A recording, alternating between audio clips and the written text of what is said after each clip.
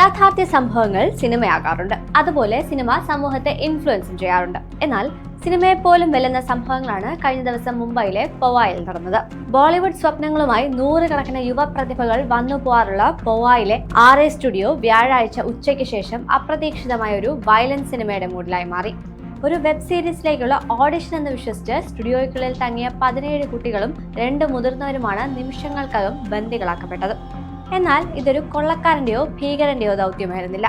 മറിച്ച് സർക്കാരിൽ നിന്ന് ലഭിക്കാനുള്ള 2 കോടി രൂപയുടെ കുടിശ്ശികയും സ്വന്തം പദ്ധതിക്ക് ലഭിക്കാത്ത അംഗീകാരവും ഒരു മനുഷ്യനെ എത്തിച്ച നിസ്സഹായാവസ്ഥയുടെ അവസാനത്തെ ഓഡിഷനായിരുന്നു. മഹാരാഷ്ട്രയിൽ അറിയപ്പെടുന്ന ഒരു സാമൂഹ്യ സംരംഭകനും പ്രോജക്ട് കൺസൾട്ടന്റുമായിരുന്നു രോഹിത് ആര്യ.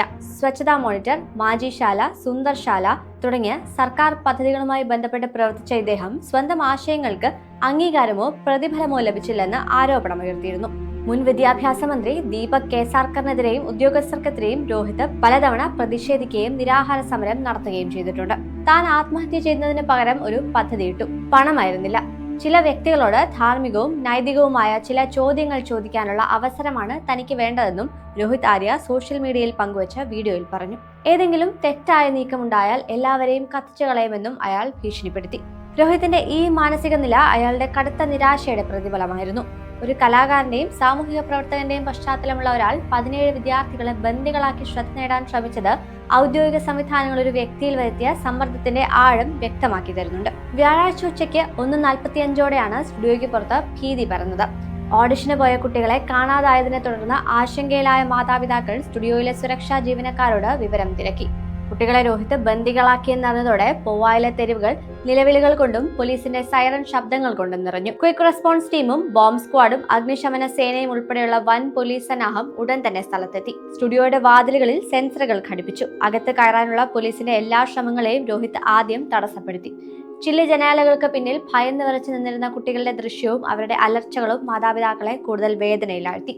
2 മണിക്കൂറോളം നീണ്ട ചർച്ചകൾക്കൊടുവിലും രോഹിത് ആര്യ വഴങ്ങാൻ തയ്യാറായില്ല. കുട്ടികളുടെ സുരക്ഷയ്ക്ക് ഭീഷണിയുണ്ടെന്ന് ഉറപ്പായതോടെ പോലീസ് ഒരു അന്തിമ തീരുമാനമെടുത്തു.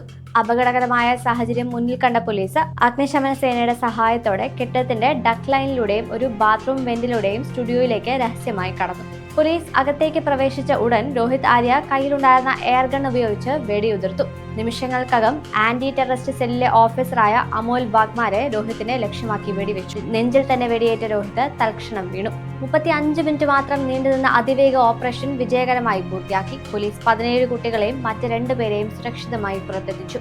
രോഹിത് ആര്യയെ ഉടൻ ആശുപത്രിയിൽ എത്തിച്ചെങ്കിലും മരണം സ്ഥിരീകരിച്ചു. 2 കോടി രൂപയുടെ കടമോ അതോ അംഗീകാരം നിഷേധിക്കപ്പെട്ടതിലുള്ള നിരാശയോ? എന്താണ് രോഹിത് ആര്യയെ ഈ കടുങ്കയിലേക്ക് നയിച്ചതെന്ന ചോദ്യം ഇപ്പോഴും ബാക്കി നിൽക്കുകയാണ്. മുംബൈ നഗരത്തെ ഭീതിയിലാഴ്ത്തിയ 3 മണിക്കൂറുകൾ അവസാനിക്കുമ്പോൾ കുട്ടികൾ സുരക്ഷിതരായി വീടണഞ്ഞു. എന്നാൽ നീതി നിഷേധിക്കപ്പെട്ടു എന്ന് വിശ്വസിച്ചൊരു മനുഷ്യന്റെ ദുരന്ത പര്യവസാനം ഭരണകൂട വ്യവസ്ഥയോട് ഇപ്പോഴും ചില ചോദ്യങ്ങൾ ചോദിക്കുന്നുണ്ട്.